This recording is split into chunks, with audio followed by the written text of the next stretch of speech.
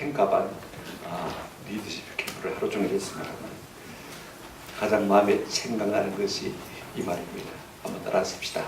꿈을 꾸면 행복해지고 꿈 넘어 꿈을 꾸면 위대해진다. 그래서 우리가 꿈 넘어 꿈을 꿈으로 말미암아 위대해지는 은혜가 있기를 주의 이름으로 축원합니다. 사람들은 누구나가 다 꿈이 있습니다. 마음에 소망을 가지고 있지 않습니까? 어떤 사람은요 갖고 싶은 것 참 많이 있습니다. 어떤 사람은 하고 싶은 것 참 많습니다. 어릴 때는요 얼마나 하고 싶은 것 많은지 몰라요. 근데 나이가 40, 50 넘어가면 그 다음에 내가 어떤 존재가 되어야 되겠다는 마음의 생각을 참 많이 하는 것을 볼 수가 있습니다. 어떤 사람이 될까? 하나님 앞에 섰을 때 어떤 존재가 되어야 되겠냐? 이것이 가장 중요한 문제가 되는 것을 볼 수가 있습니다. 사람마다 소망하고 꿈꾸는 것이 다 다를 수 있겠지만 말입니다. 가장 궁극적이고 정말 용인 대답은 영생입니다. 구원받는 것입니다. 내가 하나님의 자녀 되는 것, 영원한 생명을 누리고 사는 이것이야말로 우리의 정말 영적인 소망인 것입니다. 그렇다면요 다른 것은 차선입니다. 오직 우리가 영생을 얻는 것, 그것만이 우선이 되어지는 것입니다. 진짜 지혜는요, 우선을 위해서 차선을 내려놓는 것이 지혜입니다. 근데 많은 사람들이 거꾸로 하고 있는 것을 볼 수가 있어요. 오늘 성경에 기록된 본문은 마태, 마가복음에도 기록되어 있습니다. 그러니까 요한복음서에 다 기록되어 있습니다. 한 부자, 젊은 관원입니다. 예수님께 와서 물었습니다. 선한 스님이요, 내가 무엇을 해야 영생을 얻겠습니까? 그때 우리 예수님이 하신 대답은요, 한마디로 말하면 이렇습니다. 한마디로 합시다. 우선을 위해서 차선을 내려놓으라. 영생이 가장 소중한 것이라면 영생 아닌 것은 내려놓아야 내가 영생을 얻을 수 있다, 그 말인 것입니다. 여러분, 차선이 무엇입니까? 무엇이 차선입니까? 오늘 세상 사람들이 다 최고로 좋아하는 것들이 사실은 예수님이 보실 때는 차선인 것입니다. 우리 다 건강 좋아하잖아요. 그죠? 명예 좋아하잖아요. 물질 좋아하잖아요. 성공 다 좋아하잖아요. 이런 것들이 차선인데 이것 붙드느라고 진짜 소중한 영생을 간구할 때가 참 많다는 것입니다. 잠언 22장 4절에 보면 이런 말씀이 있습니다. 겸손과 여호와를 경외하며 보상은 재물과 영광과 생명입니다. 여러분, 이 순서가 참 중요합니다. 이 순서를 바꾸면 아무것도 안 됩니다. 우리가 여호와를 경외할 때 자동적으로 따라오는 것이 무엇입니까? 재물도 따라오고 영광도 따라오고 뭐도 따라옵니까? 생명도 따라오는데 우리는 거꾸로 하고 있습니다. 이 세상에서 좋아 보이는 그것이 참으로 커 보이니까 말입니다. 어떻게든지 하나님 경외하는 것을 뒤로 젖혀두고 뭐 하려고 합니까? 재물을 얻으려고 하고, 그 다음에 명예 영광 얻으려고 하고, 그 다음에 안 죽고 살았으면 좋겠다, 생명을 얻으려고 하는 것을 볼 수가 있습니다. 그렇게 해서 우리가 노력하면요, 우리가 어느 정도의 재물을, 어느 정도의 영광, 어느 정도의 건강, 생명을 가질 수 있을지 모릅니다만은요, 그것이 어렵지 않습니다. 잠시 잠깐 있다가 바람처럼 우리의 손아귀에서 빠져나갈 수밖에 없는 것입니다. 그러나 우리가 하나님을 붙들고 영생을 붙들면요, 이것들은 다 우리의 삶 가운데 부수적으로 따라오는 은혜를 누리게 될 줄로 믿습니다. 그런 관점에서 오늘 우리가 이런 본문을 좀 살펴봤으면 좋겠다 싶어요. 오늘 첫 번째로 우리가 생각할 것은 한 관리의 고민입니다. 어떤 관리라고 말했습니다. 이 사람이요, 예수님께 쫓아와서 달려와서는 느닷없이 질문을 했습니다. 선한 스님이요, 내가 무엇을 해야 영생을 얻으리까? 이 질문을 던진 사람이 어떤 사람이냐면요, 젊은 관리입니다. 우리 본문에 없습니다만 마태복음 109절에 보면 젊은 관리가 이렇게 표현한 것을 볼 수가 있습니다. 어떤 청년이 그렇게 표현하고 있는 것을 볼 수가 있습니다. 그런가 하면 그는 부자입니다. 23절에 보시면요, 그 사람이 큰 부자이므로 이렇게 말한 것을 볼 수가 있습니다. 그리고 그는 오늘 18절에 보면 관리입니다. 이 관리, 아르콘이라 말은 아무나 쓰지 않고 이런 사람이겠습니다. 한번 합시다. 지도급 인사, 예, 지도자급 인사겠습니다. 그러니까 보십시오. 젊으면서도 어떻습니까? 돈도 있고 뭐도 있습니까? 명예도 지위도 가진 것을 우리가 볼 수가 있습니다. 자, 보십시오. 젊은데 말입니다. 돈도 있어요. 지위도 가졌어요. 그렇다면 틀림없이 우리가 세상적인 표현으로 말하면 뭐한 사람입니까? 성공한 사람이지. 먼저 된 자지. 그죠? 요즘 말로 말하면 금수저인 것을 우리가 볼 수가 있습니다. 그런데 그런 그가 예수님 앞에 달려 나왔습니다. 오늘 18절 보시기 바랍니다. 어떤 관리가 물어 이르되, 선한 스님이여, 내가 무엇을 하여 무엇을 얻으리까? 영생을 얻으리까? 예수님께 나와서 던진 질문이요, 어떻게 하면 내가 성공하고 어떻게 하면 더 출세할 수 있겠습니까? 그걸 물은 것이 아닙니다. 주제가 무엇입니까? 자, 보십시오. 젊고 아직 젊습니다. 그죠? 근데 뭐도 있습니까? 돈도 있습니다. 지위도 명도 있는 사람이 지금 뭘 묻고 있습니까? 영생을 묻고 있는 것을 볼 수가 있습니다. 이 말은 무슨 말이냐면, 내가 젊지만, 내가 지위도 있지만, 내가 부유하지만, 그러나 거기에 뭐가 없다는 말입니까? 영생이 없다는 것입니다. 그래서 그걸 내가 더 얻고 싶다는 말씀인 것입니다. 근데 놀라운 것은요, 그런 부자라도 선한 부자인 것을 볼 수가 있어요. 오늘 부자들이 비난의 대상이 되는 경우를 종종 봅니다만요, 오늘 이 사람은요, 칭찬의 대상인 것을 볼 수가 있습니다. 내가 율법을 지켰냐 물어봤더니 그가 뭐라고 대답했습니까? 21절 보세요. 여짜오되, 이것은 내가 어려서부터 어떻게 했다고요? 다 지켰다. 도덕적으로 흠이 없는, 율법적으로 흠이 없는 부자입니다. 여러분, 부자가요, 도덕적으로 흠이 없기가 참 쉽지가 않습니다. 그죠? 허랑방탕하기가 쉽지 어떻게 깨끗하게 살기가 참 쉽겠습니까? 그러니까 참 부자라도 착한 부자인 것을 우리가 볼 수가 있습니다. 참 천년기념물 아닌가 하는 생각을 하게 되어져요. 그런가 하면 이 사람은요, 영적인 갈증을 가지고 있습니다. 매우 진지한 영적인 갈증을 가지고 있어요. 세상적인 좋은 조건은 다 갖추고 있음에도 불구하고요, 영생마저 소망하고 있는 것을 우리가 볼 수가 있습니다. 보십시오. 대체적으로 젊고 그저 돈 가지고 있고 지가 있으면 교만하기가 참 쉽습니다. 그죠? 스스로 자기가 다 된 채 생각이 쉽습니다만은 오늘 이 사람은요, 거기에 만족하지 않냐. 영원한 생명에 대한 갈증을 가진 것을 볼 수가 있습니다. 생각해 보십시오. 병들었으니까, 아쉬우니까 예수님 앞에 나와서 뭘 구하기가 쉽습니다만은요, 무엇 하나 부족한 것이 없는 사람이 예수님 앞에 나와서 뭘 구하는 것이 여러분 쉽겠습니까? 한번 생각해 보십시오.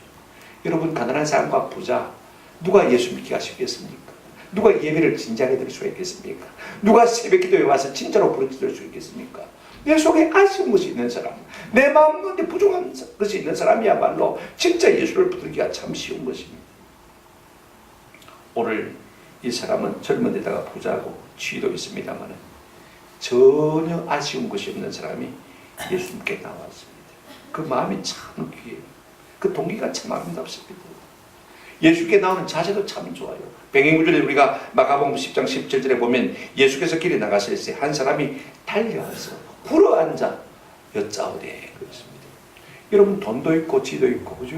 명예도 있는 사람이 예수님께 달려 나와서 어떻게 했습니까? 굴어앉아서 지금 예수님께 묻고 있는 것을 볼 수 있습니다. 참 자세도 진지하지 않습니까? 그런가 하면 그 구하는 내용도 참 좋습니다. 돈도 아니고 명예도 아니고 성공과 출세도 아니고 부귀영화도 아니고 뭘 구하고 있습니까? 영생을 구합니다. 여러분, 여기까지 보아서 참 얼마나 귀한 사람인지 몰라요. 그런가 하면요, 그는 예수님께 이 문제를 묻고 있다는 사실을 볼 수가 있습니다. 예수님께 이 영생에 관한 문제를 답을 얻고자 나온 것을 볼 수가 있습니다. 여러분, 부자고 빨리니까요, 얼마든지 상담하고 오늘날 사람 많이 있습니다. 그죠? 그 당시에 뭐 생각해 보십시오. 바리새인도 있을 것이고 서기관도 있을 것이고 율법사도 있을 것이고 제사장도 있을 것이고 랍비들도 있을 것입니다. 신앙 문제라면 그들에게 얼마든지 들고 갈 수가 있습니다만은요, 그런데 그 문제를 그들에게 들고 나가지 않냐고 누구에 달려왔습니까? 예수님께 달려온 것을 볼 수가 있습니다. 게다가 그 주제가 영생인 것을 우리가 보게 되었으면 참으로 사랑스럽기까지 한 것을 볼 수가 있습니다. 여러분, 여기까지 우리가 생각해 보면요, 오늘 이 사람이요, 영생을 가졌다 말입니까? 못 가졌다 말입니까? 젊어요. 그죠? 그런데 뭐도 있습니까? 돈도 있습니다. 지도 있는데, 근데 뭐가 없습니까? 영생이 없어서 지금 아쉬운 것을 볼 수가 있습니다. 참, 그래도 젊었을 때부터 영생을 챙긴다는 것이요, 얼마나 참 감사한지 모르겠습니다.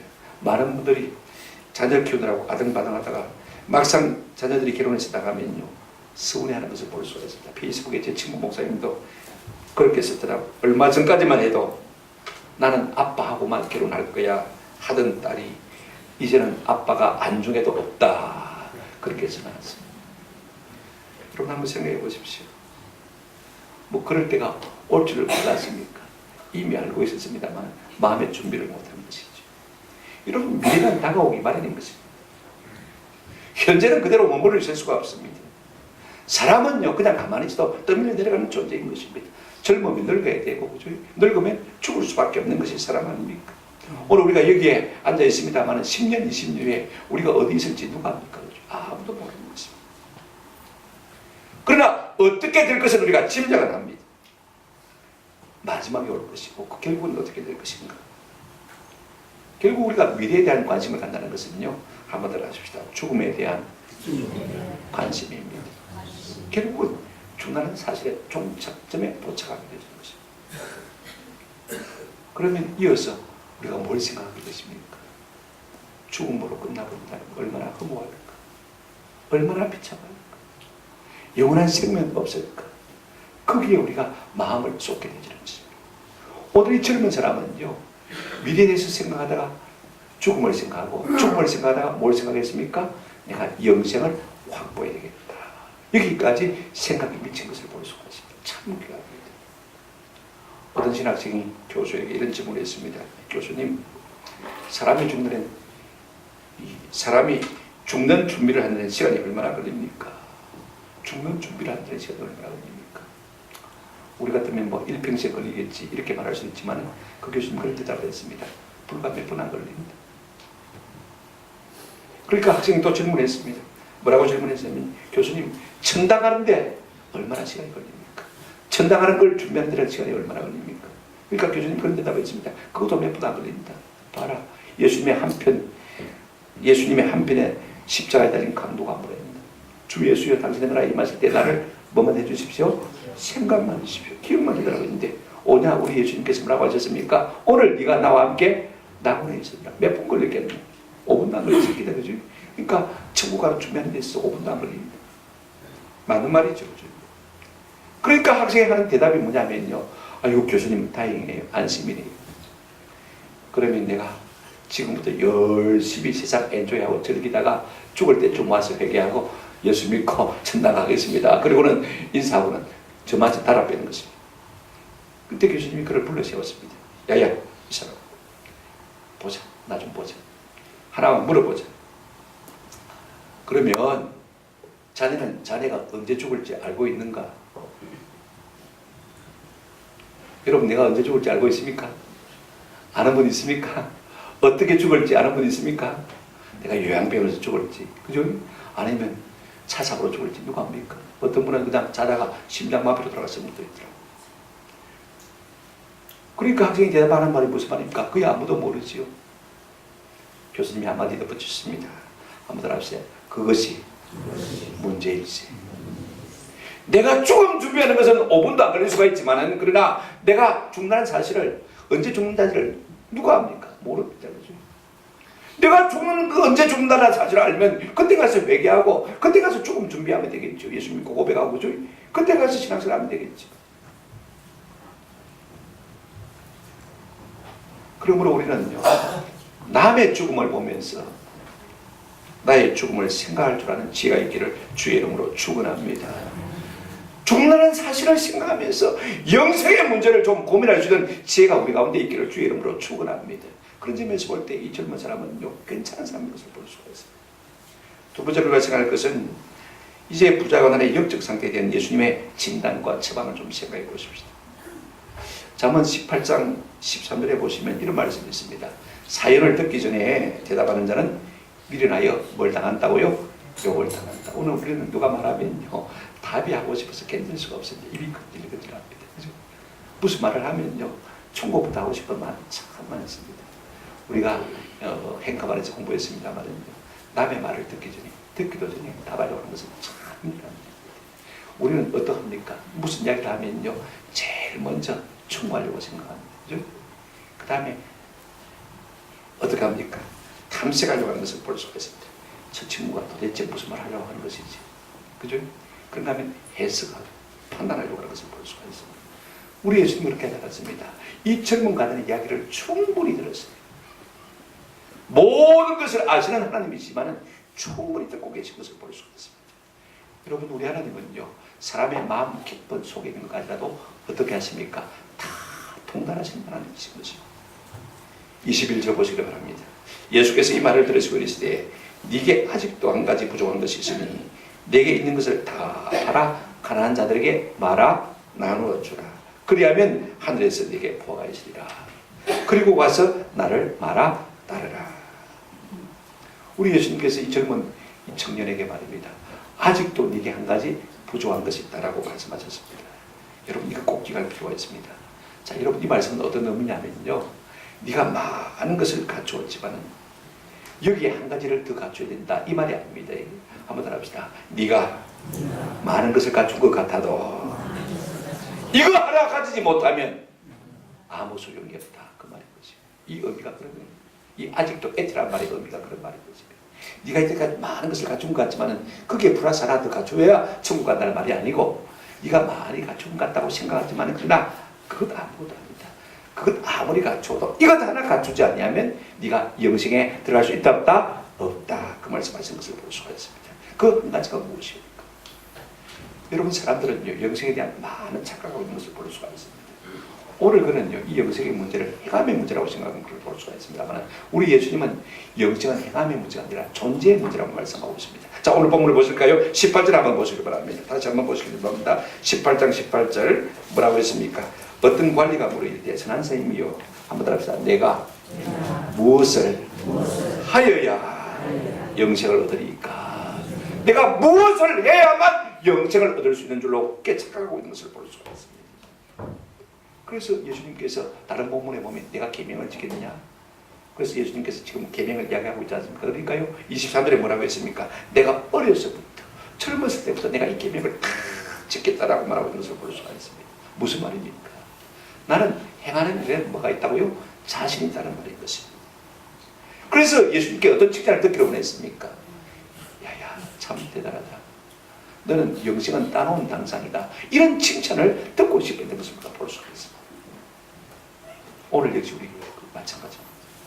우리가 무엇을 했다는 것이 자랑이고요, 무엇을 했다는 것이 배설입니다. 오늘 우리는 무엇을 가지고 주님 앞에 서려고 할 때가 참 많습니다. 그러나 예수님은 그것이 아니라고 말씀하고 있습니다. 오늘 본문 전체를 우리가 탁 미루보면요, 그게 중요한 것이 아니고 우리의 존재가 참으로 소중하다. 존재 밑바닥으로부터 내 속에 참된 사랑이 없으면 그거 아무것도 아니라는 것입니다. 내가 사랑 없이 긍휼을 베풀고, 사랑 없이 구제하고, 사랑 없이 친절을 베풀지라도 그것은 네 어를 위한 가식에 불과하다는 것입니다. 위선에 불과하다는 것입니다. 외식에 불과하다는 것입니다. 그러므로 영생과는 거리가 먼 것이다 라고 말씀하고 있는 것을 우리가 볼 수가 있습니다. 두 번째로요, 영생은 소유의 문제가 아니라, 한번 따라합시다. 나눔의 문제다. 흔히 사람들은 소유로 사람의 가치를 매기는 것을 볼 수가 있습니다. 똑같은 사람이라도 좀 더 잘 사는 사람을 우리는 어렵게 생각합니다. 그죠? 똑같은 사람이라도 좀 더 성공한 사람을 우리는 좀 가치 있는 사람이라고 생각합니다. 아는 경우가 훨씬 많거든요. 그죠? 정반대인 경우가 훨씬 더 많아요. 근데 영생은요, 그가 얼마나 소유했느냐, 얼마나 많이 좋은 것을 가지고 있느냐, 그것이 영생의 기준이 아니라는 것입니다. 오늘 본문은 분명히 이렇게 말하고 있습니다. 자, 오늘 다시 한번 본문을 보시기 바랍니다. 22절 아주 핵심적인 말씀입니다. 이게 아직도 한 가지 부족한 것이 있으니, 그 다음에 뭐라고 말하고 있습니까? 내게 있는 것을 다 팔아 누구에게요? 가난한 자들에게 나누어 주라. 그리하면 하늘에서 내게 보아가 있으리라. 그리고 와서 나를 따르라 하시니라. 영생은 얼마나 가지고 있느냐가 문제가 아닙니다. 얼마나 나누어, 하나님이 내게 주신 것을 내가 그대로 관리하고 있는 것이 아니라 하나님의 마음을 가지고 얼마나 나누고 사용했느냐, 여기에 있다고 말씀하신 것을 볼 수가 있습니다. 그러므로 자신에게 남은 것이 적은 사람일수록 영생에 가까운 사람인 것입니다. 그리하면 하늘에서 내게 보아가 있으리라. 하늘에서 다 보고 계시다가 하나님이 알고 계시니까 그 다음에 하나님께서 내게 채워주실 것이라고 말씀하십니다. 내가 하나님께서 받은 물건들을 갖다가, 물질들을 갖다가 사용하면요, 나누어 주면 하나님께서 보고 계시다가 우리 속에 마신다고요? 채워주신다, 그 말씀입니다. 많이 쥐고 있는 사람이 천국에 가까운 사람이 아니라 많이 나눈 사람이 영생에 가까운 사람임을 말씀하고 있습니다. 가장 중요한 문제가 나에 있습니다. 오늘 이 말씀 속에 어떤 의미가 있냐면요, 진짜 영생은 땅에 많이 쌓아둔 사람이 아니라, 한번 더 합시다. 하늘에 쌓아둔 사람이다. 사람은 쌓긴 쌓습니다. 그죠? 땅에 쌓든지 하늘에 쌓든지 두 종류의 인생이 있습니다. 중요한 것은요, 우리 예수님은 어디에 쌓라고 말씀하고 있습니까? 마태복음 6장 20절에 오직 너희를 위하여 보물을 어디에 쌓아두라? 하늘에 쌓아. 이것이 영생인 것입니다. 영생의 소유자가 하는 삶인 것입니다. 우리가 어떻게 이러면 그러면 하늘에 쌓아둘 수가 있는 것입니까? 날마다 하늘로 송금해야 되겠습니까? 그런 것은 아닙니다. 오늘 본문을 보면요, 나보다 못한 사람, 가난한 사람을 위해서 내가 스스로 가난해지는, 이것이야말로 한번 따라합시다. 하늘에 쌓아두는 것입니다. 우리는 영생의 문제를 어떤 깨달음, 윤리나 선행, 심리적인 체험이나 공로, 고행과 걷기, 아니면 율법을 지키면 우리가 영생을 얻을 것으로 생각합니다만, 예수님은 그렇지 않습니다. 행위가 아니라 그 존재 자체가 중요하고, 소유가 아니라 나눔이 중요하고, 그 다음에 어디에 쌓느냐가 중요하다고 말씀하고 있습니다. 땅이 아니고 어디에요? 하늘에 쌓는 것. 하늘에 쌓는 것은 어디에 쌓는 것입니까? 여러분, 이 땅에 살면서 우리가 어떻게 이 땅에 돈을 갖다가 하늘에 송금할 수 있습니까? 할 수 없는 것인데, 그러나 가난한 자들에게 많은 건요, 나누어주는, 이것이 어디에 쌓는 것이라고요? 하늘에 쌓는 것이다 라고 말씀하는 것을 볼 수가 있습니다. 그리고는 이 제자에게 구원의 구체적인 영생의 길을 가르쳐주고 있습니다. 한번 따라합시다. 다 팔아 가난한 자들에게 나눠주라. 그리고 나를 쫓으라. 네게는 지금 이 물질이 가장 영생의 걸림돌이 되고 있다고 말씀하신 것입니다. 그렇습니다. 진짜 거듭난 사람은요, 우리가 삭개의 고백을 지난 시간 통해서 알고 있지 않습니까? 예수님 그를 만나주시고 그의 집에 방문해 주시니까 이 삭개가 너무 감격했어요. 국질난 것도 아닌데, 그렇게 하라고 요청한 것도 아닌데 자발적으로 그가 뭐라고 말합니까? 내 소유의 절반을 팔아서 가난한 자들에게 마겠다고요? 주겠나이다. 거듭난 사람은요, 예수님의 마음을 아는 거예요. 예수님의 마음이 그 가운데 임하게 되어지면요, 이 마음을 품게 되는 것은 그런 은혜가 있는 줄로 믿습니다. 오늘 이 부자는 자기 스스로는 율법을 다 지킨 것처럼, 사랑한 것처럼, 선한 것처럼, 어려운 것처럼 착각했지만 아니라는 것입니다. 마음 깊은 곳에서부터 진짜 사랑이 있는 것이 아니고, 사람에 대한 사랑이 있는 것이 아니고, 뭐에 대한 사랑이 있다고요? 물질에 대한 사랑이 있다. 이것 버려야 네가 나를 따를 수 있는 제자가 될 수 있다라고 말씀하시는 것입니다. 여러분, 이 사람이 이 말씀을 듣고 어떤 반응을 보였습니까? 오늘 본문 보시기 바랍니다. 자, 23절 한번 같이 읽어보실까요? 다 같이 읽어보시겠습니다. 시작. 그 사람이 큰 부자이고 이 말씀을 듣고 심히 근심하더라. 우리는 큰 부자가 아니니까, 그죠? 우리는 작은 부자니까 이 말씀을 듣고 어떻게 근심하겠습니까? 작게 근심하겠죠. 그래도 근심은 안 하겠습니까? 작은 것이라도 내가 가지고 있으니까 말입니다. 근데 오늘 이 사람은요, 큰 부자이므로 어떻게 근심했습니까? 심히 근심했다.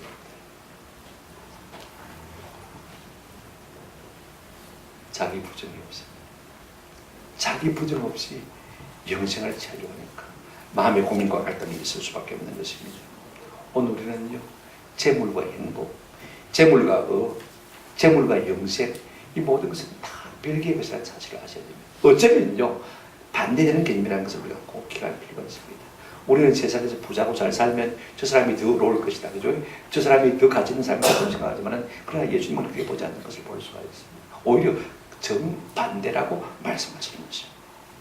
오늘 이 사람이요, 혹 붙이러 왔다가 혹 데려왔다가 말입니다. 혹을 도로 하나 붙이고 왔습니다.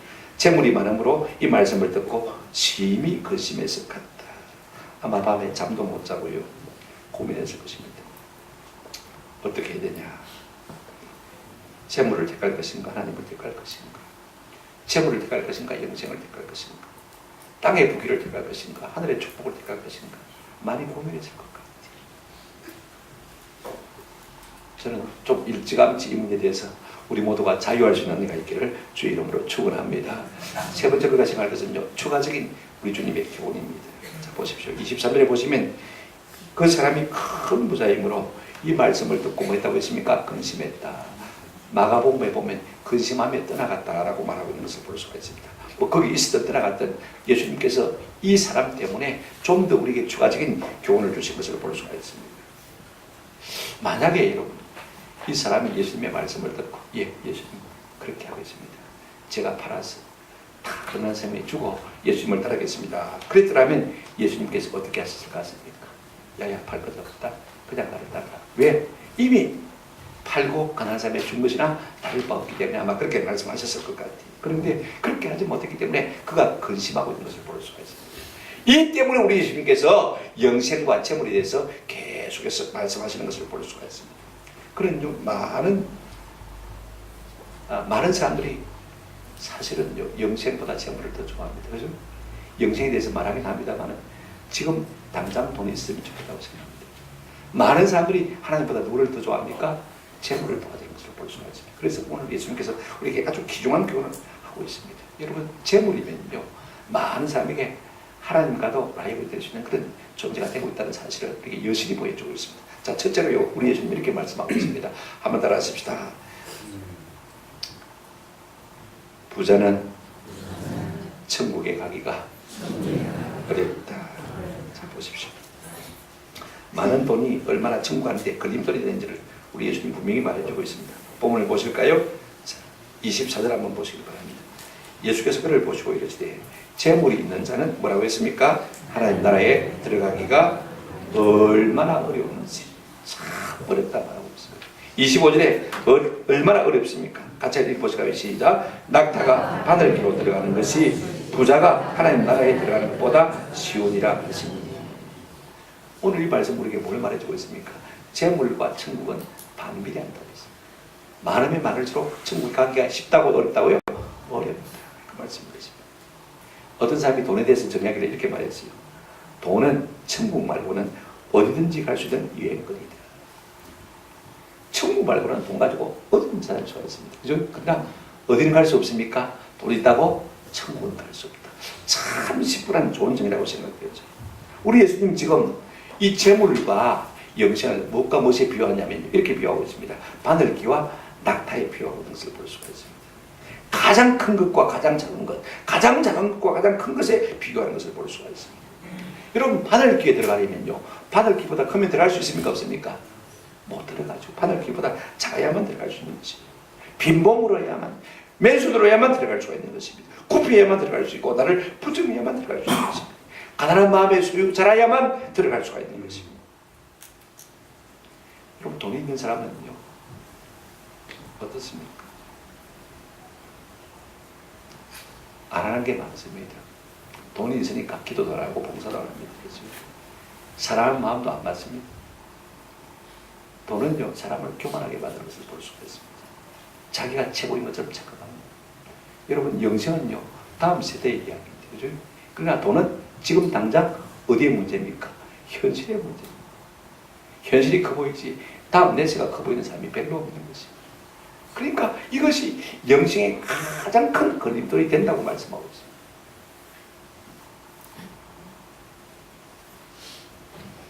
두 번째로 예수님은요 뭐든지 내려놓는 자가 현세에서도 복을 받고 내세도 복을 받다고 했습니다.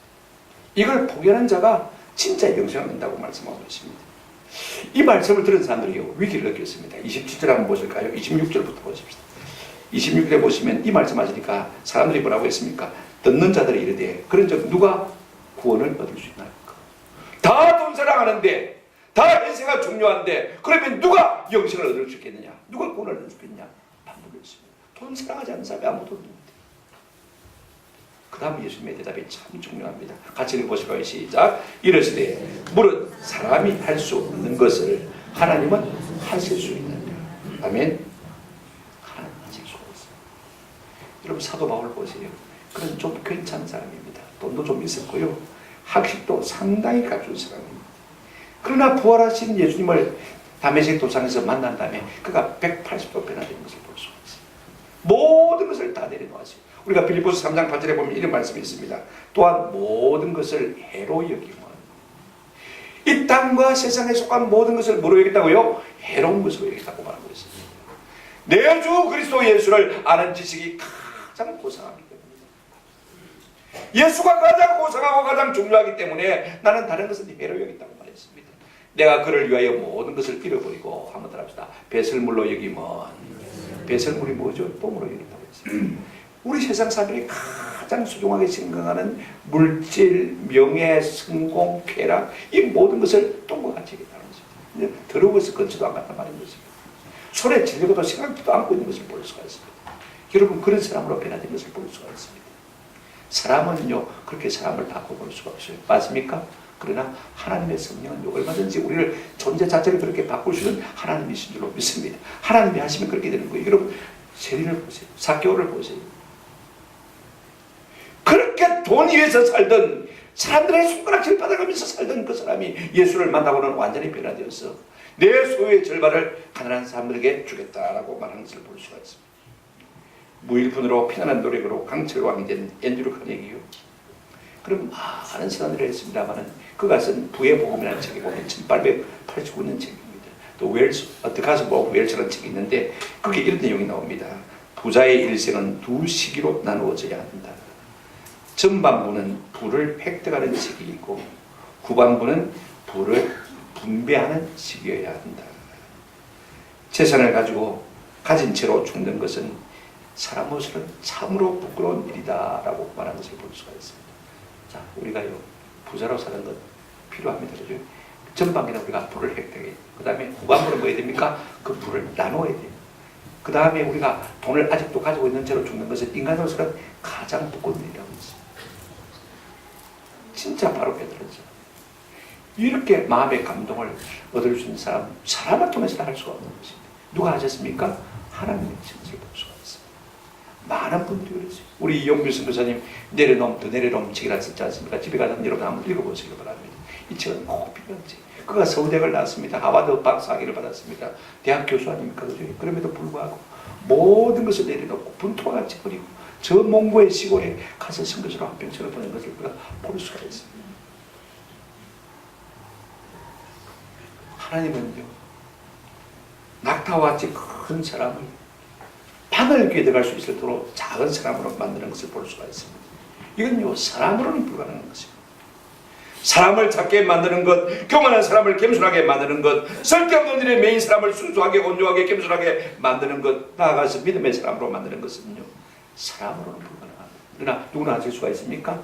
하나님은 하실 수가 있는 것입니다. 오늘 한순간이라도 하나님의 성령을 그렇게 감동하시면요, 세상의 모든 것 좋은 것 다 내려놓고 하나님을 쫓아 따라가는 온전한 참 제자가 되는 은혜가 우리 가운데도 일어날 줄로 믿습니다.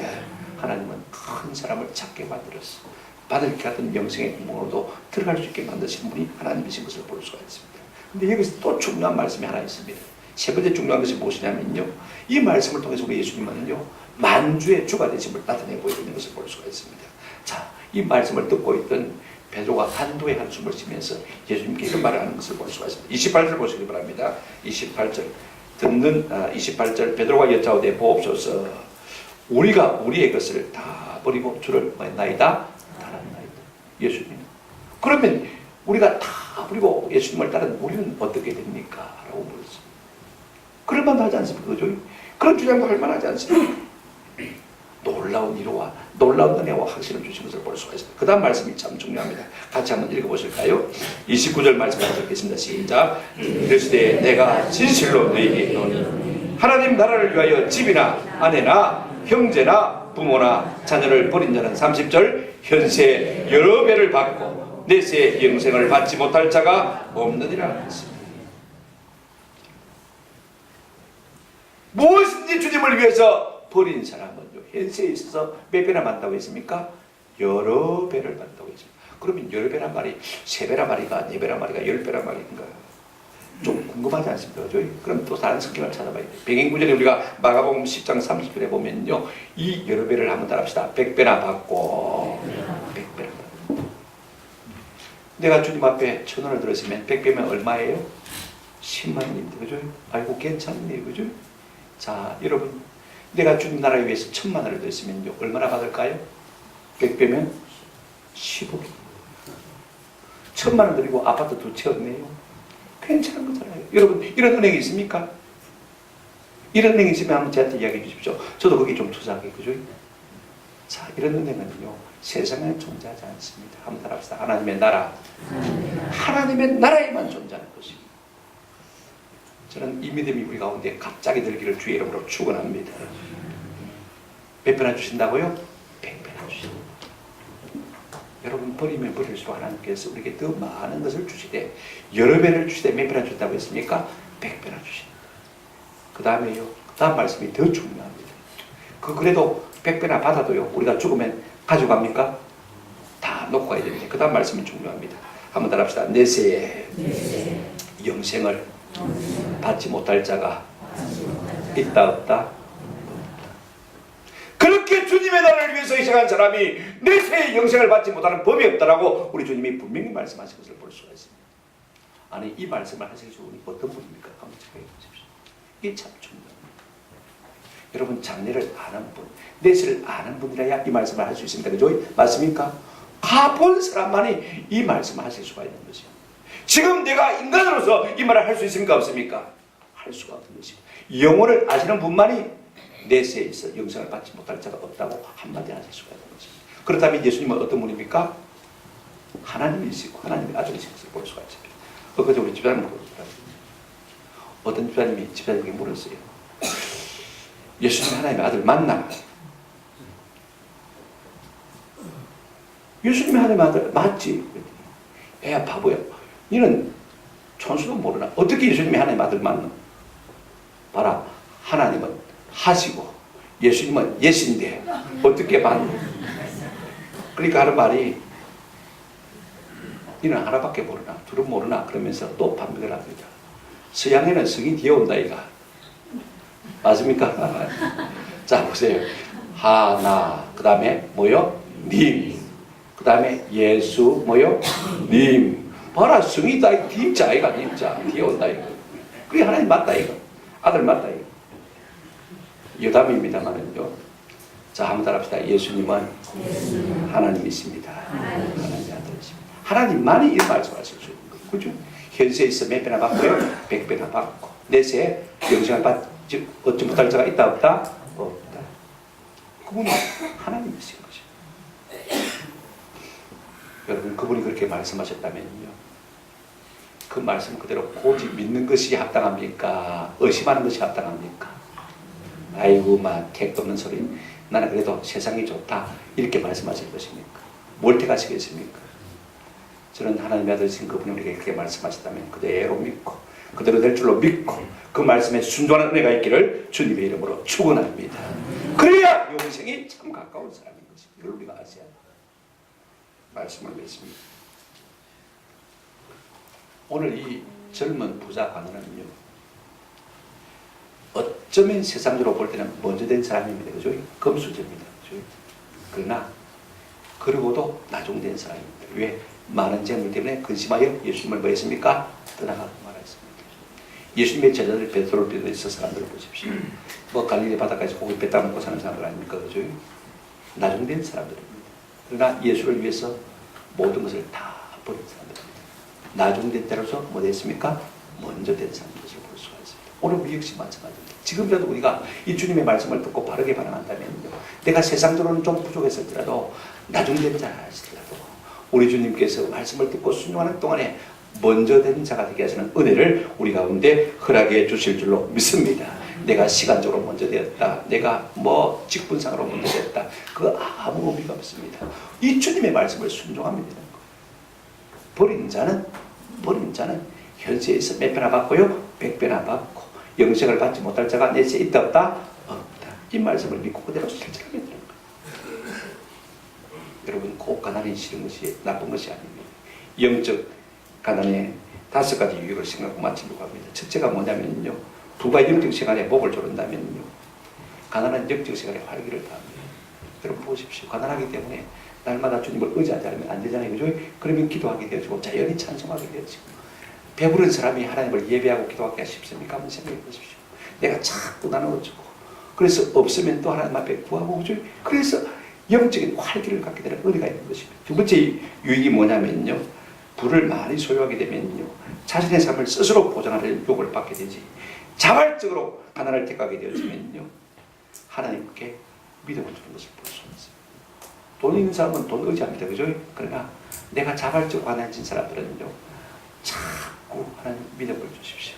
믿음을 의지하게 되는 것입니다. 아멘? 이런 의미가 있습니다. 세 번째요. 부는 우리의 눈을 멀게 하지만은요. 가난은 우리의 눈을 뜨게 줍니다.